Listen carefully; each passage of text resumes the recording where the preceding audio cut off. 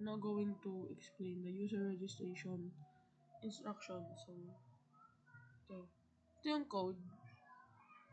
Then, makikita natin sa start is yung itong get valid user type.